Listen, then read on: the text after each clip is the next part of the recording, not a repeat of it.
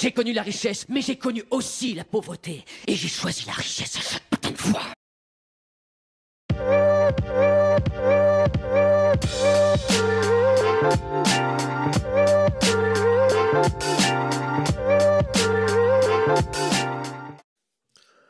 Et bonjour à tous et bienvenue sur la chaîne de l'Examen Crypto. Nous sommes le samedi 12 avril 2025, il est actuellement 9h15. On va faire le point bien évidemment sur les news, il s'est passé encore pas mal de choses. On va regarder bien sûr le Bitcoin et les altcoins. Les altcoins, vous le voyez, qui sont en train de reprendre un petit peu de force, ça fait plaisir. Dans le club Rocket, on a pu déjà détecter pas mal de belles petites crypto-pépites, des belles petites opportunités. Mais on va continuer de regarder tout ça en détail. Allez, on s'installe et on démarre cette vidéo. Allez, on commence avec les news. Du côté des news, pas mal de choses. Donc déjà hier, dans le club Rocket, on avait vu la crypto Kaspa. Crypto détente qui nous pousse que David Marcus, qui est l'ex-président de PayPal et fondateur de Lightspark, déclare toutes les applications non transactionnelles devraient se connecter à Bitcoin. Le Bitcoin vu comme la colonne vertébrale de l'Internet de demain. C'est quand même des propos assez forts pour effectivement parler du Bitcoin. Et donc, tant mieux, ça fait plaisir, ça va dans le bon sens. Donald Trump qui déclare que les prix à la consommation ont baissé, l'inflation est très faible. C'est un message fort, mais c'est en décalage avec le ressenti de nombreux Américains. Donc, il y a un débat qui est ouvert, parce que les Américains ne voient pas tout à fait ça du même œil. Donc bon. Crypto détente qui nous pousse que la SEC abandonne sa plainte contre Helium. Elle accusait le projet d'avoir émis des titres non enregistrés. Donc c'est une victoire symbolique pour Helium et pour l'écosystème crypto. Donc c'est bien, franchement, ça fait vraiment beaucoup de victoires pour les cryptos. Souvenez-vous, la SEC avait déjà ouvert pas mal de procès de tous les côtés par rapport à plein d'acteurs crypto. Et petit à petit, ils sont tous en train de gagner leur procès. Donc ça fait plaisir. Et là, le fait que la SEC, elle aussi, que Helium aussi gagne son procès, ça va dans ce sens-là, c'est très bien. Standard Chartered et OKX lancent un programme inédit. Les institutions peuvent désormais utiliser des crypto-monnaies et des fonds monétaires tokenisés comme garantie. Une révolution pour la finance décentralisée, version institutionnelle, ça c'est cool. Du côté du club Rocket, on avait vu la crypto-monnaie Clore et la crypto-monnaie Render. Et donc effectivement, donc là on avait fait un point de suivi sur ces cryptos. Le Render qui nous a permis d'avoir quand même de très très gros profits depuis maintenant pas mal de jours. Là ça fait maintenant une semaine que je vous avais fait une vidéo dessus pour vous dire que c'était une crypto à surveiller. Elle a pris 30% ou 40%, je sais plus. Bref, ça c'est dans notre poche, dans le club Rocket. Et d'ailleurs en parlant du club, là sachez qu'il y a une réduction de moins 40%. Il faudra saisir pour ça le code promo BR40 avril au moment de payer. Comme ça, effectivement, ça vous permettra d'avoir ces fameux 40%. Et je rappelle que dans le club, ça vous permet d'avoir encore plus de vidéos que ce que vous avez sur YouTube et des vidéos concernant aussi des potentiels pépites et des vidéos de suivi régulières. D'ailleurs, en parlant de pépites, regardez, on avait chopé la crypto DEAI qui nous a poussé un plus 51%. Ça, encore une fois, c'est dans le club. Regardez, la vidéo avait été faite le 8 avril. Donc, plus 51% dans les poches des membres. Je vous avais mis un message hier pour vous demander si vous pensez que le Bitcoin pourrait retourner aux 90 000 $. En tout cas, il y a un pattern qui pourrait nous y emmener. On va regarder ensemble ce pattern dans la partie analyse technique, mais il y a une possibilité d'y retourner à ces 90 000 $. Crypto détente qui nous pousse que New York dépose un projet de loi pour accepter les cryptos comme moyen de paiement officiel. Le gouvernement de l'État pourrait bientôt recevoir taxes, amendes ou services en Bitcoin et en Ethereum et compagnie. Donc ça, c'est un gros pas vers l'adoption. Franchement, c'est quand même assez fou. Du côté de la SEC toujours, et Ripple dépose une requête conjointe, important ça, conjointe, pour suspendre leur appel. L'objectif, c'est de finaliser les conditions du règlement, un tournant décisif de l'affaire qui secoue la crypto depuis 2020. Quand même, ça fait très longtemps que Ripple était en procès contre la SEC, là. Enfin, que la SEC avait mené un procès contre Ripple, plutôt. Et du coup, ça y est, c'est enfin résolu et ça prend vraiment la bonne direction. C'est la fin de cette histoire.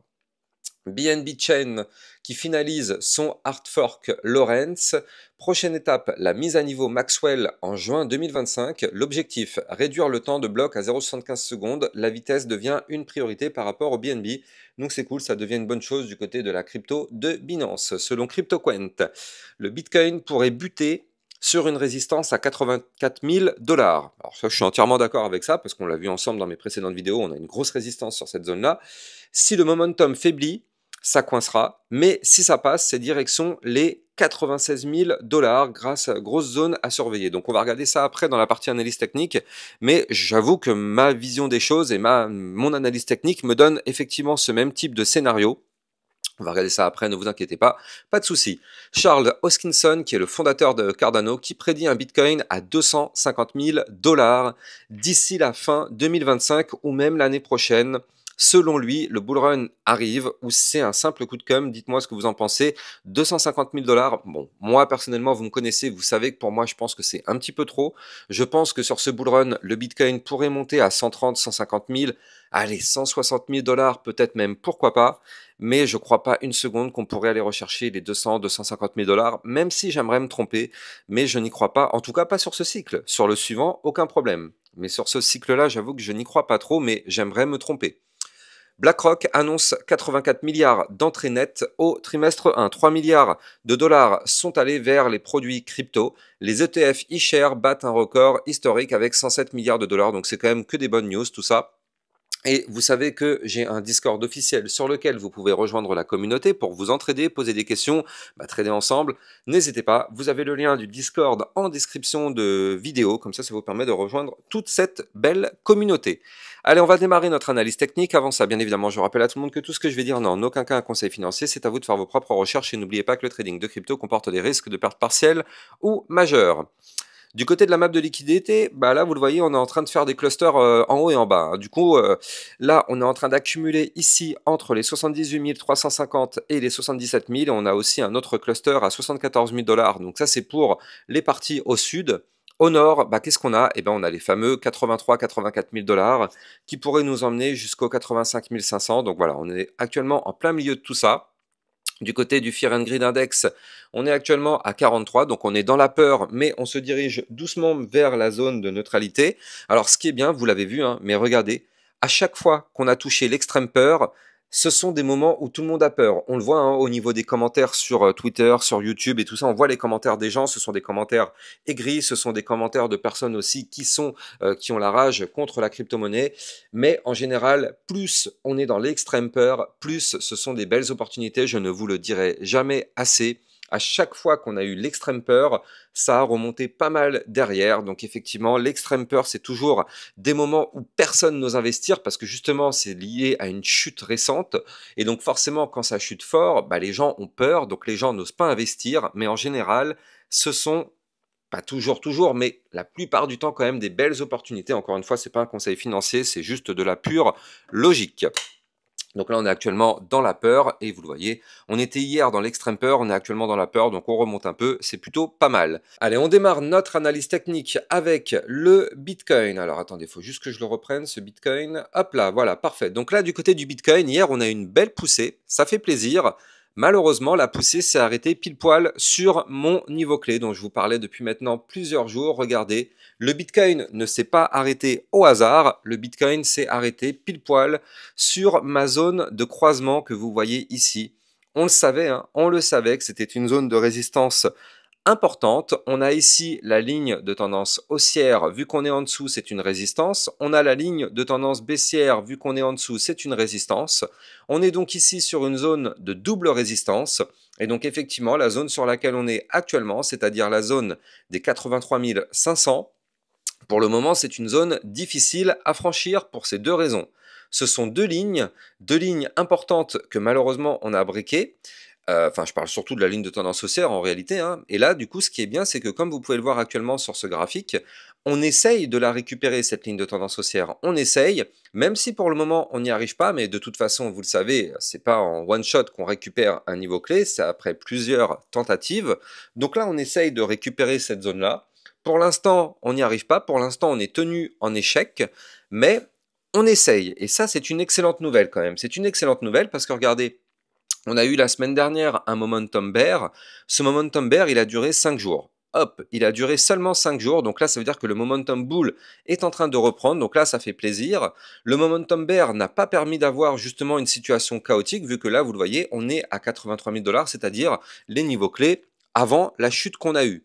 Donc on a ravalé justement toute cette chute, donc ça c'est plutôt une bonne nouvelle, c'est-à-dire que les bulls sont bel et bien présents, les bulls font tout pour ne pas justement que le marché chute. Maintenant, il faut toujours pas se voiler la face, nous sommes toujours, bien évidemment, dans une configuration moyen terme baissière. Vous le voyez, depuis le 20 janvier, nous sommes toujours baissiers et c'est toujours le cas. Les points hauts sont de plus en plus bas, les points bas sont de plus en plus bas. Nous sommes toujours dans une configuration baissière moyen terme. Encore une fois, j'insiste, uniquement moyen terme. Si vous me suivez sur YouTube, je vous l'ai déjà montré à plusieurs reprises, la configuration long terme, elle, est complètement bullish. La configuration long terme est toujours méga haussière. Mais moyen terme, pour l'instant, tant qu'on n'arrive pas à repasser au-dessus des lignes dont je vous ai parlé, alors oui, pour l'instant, moyen terme, on va continuer de chuter tant qu'on ne récupère pas les lignes. Sauf que là, comme vous pouvez le voir, on est en train d'essayer de récupérer ces lignes, et si jamais on arrive à les récupérer, alors dans ce cas-là, on pourrait avoir une très très belle semaine prochaine qui arriverait. Parce que regardez, là on est déjà en train de démarrer un momentum bull depuis hier, donc déjà ça c'est une très bonne nouvelle. Du côté du RSI, on est à 50, on est pile poil sur la neutralité, c'est plutôt pas mal, ça veut dire qu'on a de la place pour pousser. Et du côté du graphique, on travaille la zone de résistance qu'il faut breaker. Donc aujourd'hui, la résistance à breaker, elle est ici. Aujourd'hui, elle se situe à 83 564 $. Si on break cette résistance, vous l'avez compris, c'est la porte ouverte pour aller chercher les 85 000 $, puis les 86 322 et surtout le boss final ici à 88 035. Pourquoi je parle de boss final? Pas parce que effectivement c'est fini, hein, si on touche ce niveau clé, c'est fini, on part en bear market. Non, c'est pas ça. Si je parle de boss final, c'est parce que là actuellement, on est en train de faire un mouvement, on est en train de préparer des choses, mais cette ligne sera une résistance majeure. Et donc cette ligne, ce sera la ligne vraiment qui nous permettra de définir la suite du mouvement. C'est-à-dire que soit on se fait rejeter par cette ligne, malheureusement on continuera le mouvement baissier, parce que je rappelle que pour le moment en moyen terme on est baissier, soit si on break cette ligne par le haut, et bien dans ce cas-là, l'information importante que ça pourrait nous donner, c'est qu'on ferait enfin un point haut, plus haut que le dernier point haut. Et ça, ce serait une excellente nouvelle parce que du coup, vous le savez, ce serait bien évidemment pour relancer une tendance haussière moyen terme. C'est-à-dire qu'on casserait, si on casse les 88 035, ça veut dire qu'on casserait la tendance baissière et qu'on amorcerait une tendance haussière moyen terme. Donc ça inverserait complètement la vapeur, donc c'est ça qu'on veut. Donc on n'y est pas encore, hein, on en est encore un petit peu loin. Il faut qu'on remonte de 5 000 $ du côté du Bitcoin. J'ai envie de dire, vu les deux bougies vertes qu'on a faites le 9 avril et le 11 avril, faire 5%, pour le Bitcoin, ça lui fait pas peur. Regardez, ça c'était une bougie quand même à plus 8%. La bougie d'hier, c'était une bougie quand même à plus quasiment 5%. Donc c'est faisable, c'est vraiment faisable. En ce moment, on a de la volatilité quand même assez forte du côté du Bitcoin. Donc c'est largement faisable. Mais pour ça, on n'a pas le choix. Ça va passer par la cassure justement de la ligne de tendance haussière par le haut pour continuer la reprise. Parce que là, vous le voyez, hein, malheureusement, on est bloqué pour le moment. Maintenant, j'ai des bonnes nouvelles. J'ai quand même des bonnes nouvelles. Ces bonnes nouvelles, c'est le fait que là, ici, vous le voyez en vue court terme, on avait pu détecter ensemble sur ma chaîne YouTube, ici, un pattern en double bottom. Vous le voyez, premier bottom, deuxième bottom. On avait calculé ensemble la target sur mes précédentes vidéos et on avait vu que la target de ce pattern, eh bien en fait, elle se trouvait ici à 85 000 $. Donc là, ça veut dire quoi? Ça veut dire qu'en fait, on est en train de prendre la direction de ces 85 000 $. Et comme vous pouvez le voir, eh bien, on y est. Hein. On a poussé, on a poussé, on a poussé, et on va chercher ces 85 000 $. Le problème, c'est qu'avant même d'y arriver, on a ici la zone des 84 781 $, qui sera une zone de résistance importante, parce qu'elle correspond à la zone d'un haut de range en vue court terme. Donc, est-ce qu'on ira chercher les 85 000 $, ou est-ce qu'on se fera rejeter avant? C'est toute la question, mais en tout cas, on y est presque là. Et ce qu'il faut noter, c'est qu'en vue court terme, là, vous le voyez, ce trait bleu qui est là, eh bien, c'est la moyenne mobile 200 périodes. C'est-à-dire que si on repasse au-dessus de cette moyenne mobile, eh bien, dans ce cas-là, ça confirmerait justement la reprise haussière. Et j'ai oublié d'en parler tout à l'heure pendant la vue jour. Mais là, vous le voyez, en vue moyen terme, on a un ruban de moyenne mobile qui continue jusqu'au 87 823. Donc, c'est-à-dire qu'avant, la semaine dernière, le ruban était au-dessus de la résistance majeure, et maintenant, le haut du ruban se situe en dessous. Donc là, c'est bien, ça veut dire que le ruban de moyenne mobile descend, le ruban est en train de chuter, et donc là, ça veut dire que justement, on pourrait s'en rapprocher et tenter sa cassure par le haut. Parce que je rappelle que tant qu'on est sous le ruban, malheureusement, on est baissier. Si on repasse au-dessus du ruban, c'est simple, on est haussier. Il n'y a pas plus simple que le ruban de moyenne mobile comme indicateur. Donc là, c'est plutôt bon signe, hein, tout ce qu'on est en train de faire, on va pas se mentir, c'est vraiment plutôt rassurant tout ça. Maintenant, on espère vraiment qu'on va confirmer tout ça la semaine prochaine. Et ce qui est plutôt une bonne nouvelle aussi, c'est que du côté du Nasdaq, eh bien regardez, on est plutôt sur des configurations assez sympas, hein. Vous le voyez, on a des reprises de force. Alors du côté du Nasdaq, moi ce que je veux, c'est qu'on revienne la semaine prochaine à 19 483 et surtout qu'on récupère ici les 20 329. Moi, ce sont ces niveaux clés que je veux qu'on récupère. Comme ça, du côté du Nasdaq, on pourrait reprendre de la force. Et on le sait, si le Nasdaq reprend de la force, le SP500, qui est un copier-coller, vous le voyez au niveau de la configuration, c'est vraiment un copier-coller, et bien le SP500, bien évidemment, va remonter. Et ça, normalement, ça devrait permettre au Bitcoin de remonter. Donc là, c'est quand même des choses qui vont dans le bon sens. On va voir si justement ça se passe la semaine prochaine. En tout cas, ça va être une semaine très très très importante à surveiller du côté des crypto-monnaies, bien évidemment, parce que si le Bitcoin se remet à prendre de la force, il y a de fortes chances que les altcoins vont suivre tout ça. Bien que, il faut le noter, la Bitcoin dominance reste extrêmement élevée. On est à 63, donc il ne faut pas se dire que là, on arrive sur une alt season, hein. Ça, ce serait complètement immature de parler de ça maintenant. Mais en tout cas, là, on est très très haut pour avoir une alt season. On pourrait avoir une alt season si cette Bitcoin dominance s'effondre, mais pour l'instant, vous le voyez, c'est pas le cas. Bien au contraire, la Bitcoin dominance continue de prendre de la force. Et justement, on va en profiter pour parler des altcoins. Avant ça, je rappelle que bien évidemment, vous pouvez me suivre sur Twitter pour recevoir toutes les news et toutes les actualités crypto. Et vous pouvez aussi rejoindre le club LexaRocket qui vous permet de recevoir encore plus de vidéos d'analyse technique et ça vous permet de recevoir des potentiels crypto pépites. Et en ce moment, avec le code promo BR40 avril, vous avez un bonus de 40% sur votre abonnement. Donc n'hésitez pas à taper dedans.